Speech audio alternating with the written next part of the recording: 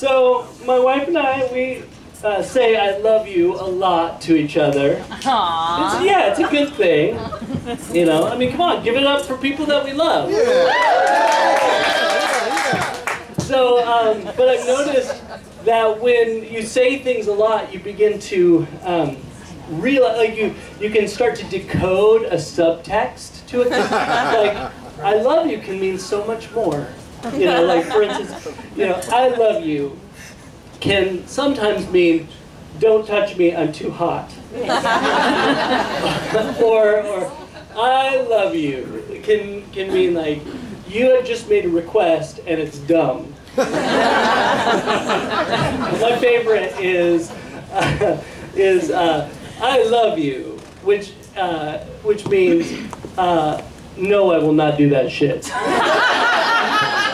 Yes. And I'm so prolific at this language that I forget that other people don't know it. You know, so the other day I was with my boss and he told me, you know, hey, he was telling me something that I needed to do that was stupid for a client, and I forgot where I was.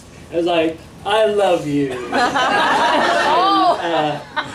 Yeah, and which meant that's a stupid thing to do for a client, right? And you think that he would. We've been together for about 15 years. You know, you'd think he'd understand. Nope. Nope. There was only one moment a little bit more awkward in our relationship, and it was like when we just met, and I was praying a lot. Oh no. Yeah, I ended a phone call conversation with "In Jesus' name, Amen." I was like, I would just want to thank everybody for such a wonderful meeting. In Jesus' name, Amen. And everybody on the phone call was like, "What?" And I was like, "I love you." You still got the job. So I used to work for a church. So how many people are going to church tomorrow? Woo! Yeah. That's why I used to work for a church.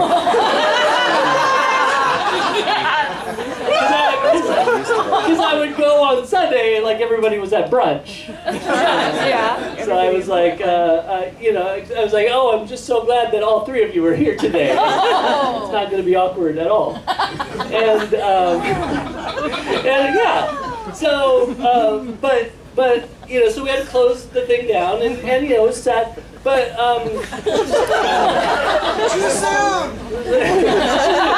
too soon. Like 9/11. Yeah, too soon, right? And they, you know, people were pissed at me. I was like, when the announcement went out, they were pissed. They're like, "Why are we closing?" They're like yelling at me, and I'm like, you know, I used my pastoral skills. I was like, "Hey, you know, everything has a season." Oh my gosh. You know, and the last season was when you were at brunch. You know, but they were still. They're like, you know, but what if I brought my friends? You know, then would you reopen? And I was like, you know, I love you.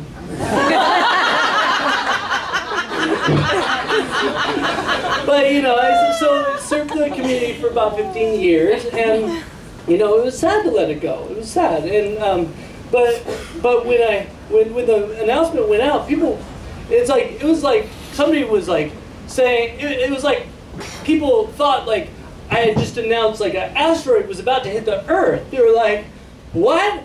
No! No!" They're like, "Jesus, why? No! Jesus, why?" And I'm like, "Why are you sad? Who are you? You know, were you here at Christmas?" And they're like, "No, I just came in, but I heard the announcement." and like I noticed that as you like, you know, at your most profound like lost moments, that's when the Powergrievers come. They're like, you know, they're like flamboyant and just too close. Like a Powergriever is like the Richard Simmons of grief.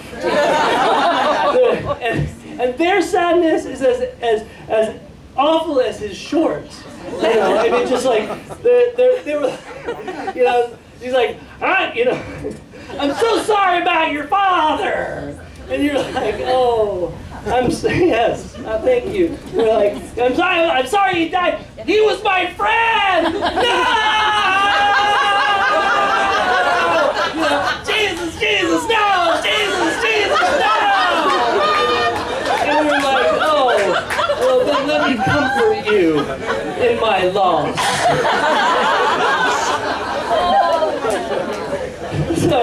So I love nature.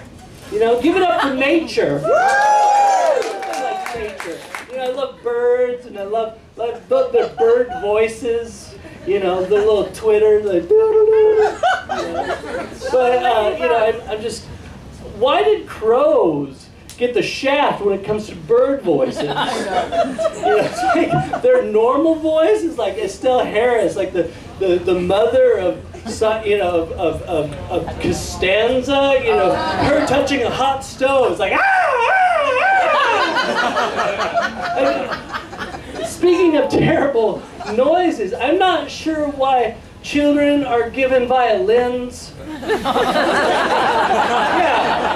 like my daughter, she's required for school to learn the violin. That idea is awful. Like,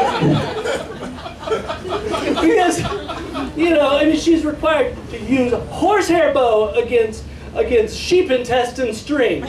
Horsehair against sheep intestines. And that's about like an accurate view of the sound. I'll tell you what it doesn't sound like, is twinkle twinkle. It's like cats on strike, you know, they're like, and the cats are like, they have like, I don't know, they're pacifists, and they have bad spelling on their signs. They're like, stop the violin. Okay,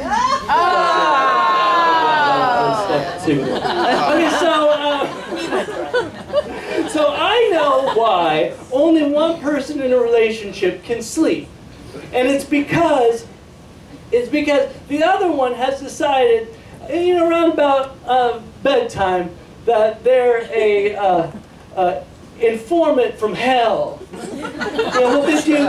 They're like, oh, it's bedtime? Oh, that means it's time to tell terrible news that I've been holding all day. That's what time it is. They're like, honey, I love you, but now that I have your undivided attention, I think I'm going to quit my job tomorrow. And your eyes are like, what? Like, good night. Like, honey, I love you, but I thought you should know that we're about 4 months behind on our mortgage. Good night! What? You know, and that's your brain. Like, brain's like, oh, that's the most wonderful idea ever. Now I have the ability to figure out every sort of terrible thing ever. You know, I don't need sleep. You know, it's far more proactive to lay here dying inside. Oh my God. And my wife, she ended up telling me one night, she's like, I love you, which meant, Jeff, after 11 o'clock, shut the fuck up. And I said, I love you too, which meant, okay. So it's been hot out, you guys. Yes. Hot! It's like we borrowed our son from Phoenix. And, you know, I ended up, you know, but the sun, like, Oregonians can't do heat. No. They're like, you know, it's like hot, and we can do rain, but like when the sun comes out, we go crazy. It's like, because at winter time, it's like 20 degrees out, but then the sun comes out, and we're like, I'm climbing in my shorts. Exactly.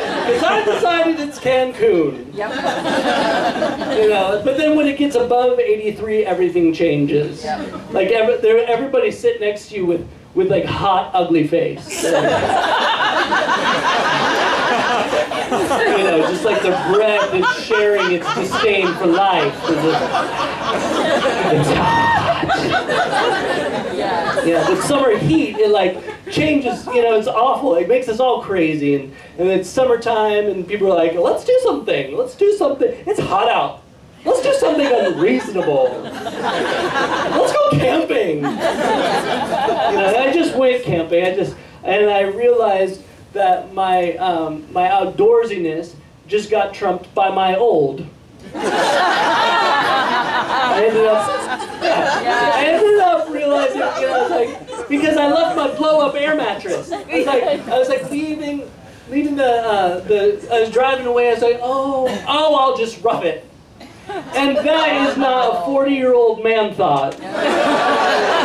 That is, I learned I was not 26 when I had to flip every half hour to give my hips and back respite. Yeah, because at 40 you can actually feel gravity. It's like 9.68 meters per second of ouch. And but it didn't help that we were camping with somebody that we didn't know. I mean, I guess we kind of knew them, but we just weren't at that point in our relationship yet, you know, camp status. Because there's a lot of time, you know, there's a lot of things I do now that I have kids, you know, but they're weird, but like YouTube toy videos are nothing compared to camping with strangers. Like that decision takes a lot more wine to justify itself. You know, so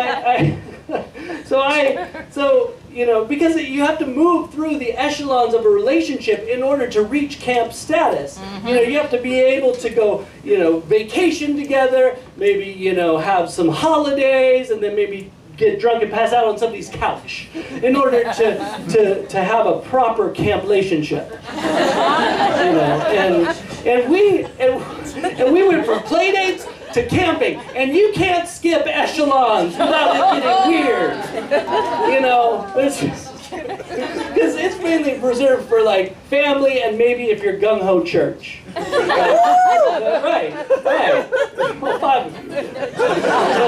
All 5 of us. So, you know, we ended up, you know, because having, so I was trying to, you know, compensate, with, you know, impress the family. I was like, look at this one-match fire I made with one match. You know, like, yeah. And so it just didn't work out. And I you know, to move into a camplationship before you're ready is a lot like first date sex with married people. It's just like, yeah, I mean, it's just like, it's just so intimate. You know, at night I was listening to their weird snoring. I was like, oh, that's awful. And then I was feeling shameful about what I'd done. You know, and I ended up like coming, like I was like, here family, you know, let's sneak out before dawn, because this is awful. And then they caught me. And it's like, and they're like, where are you going? And I was like,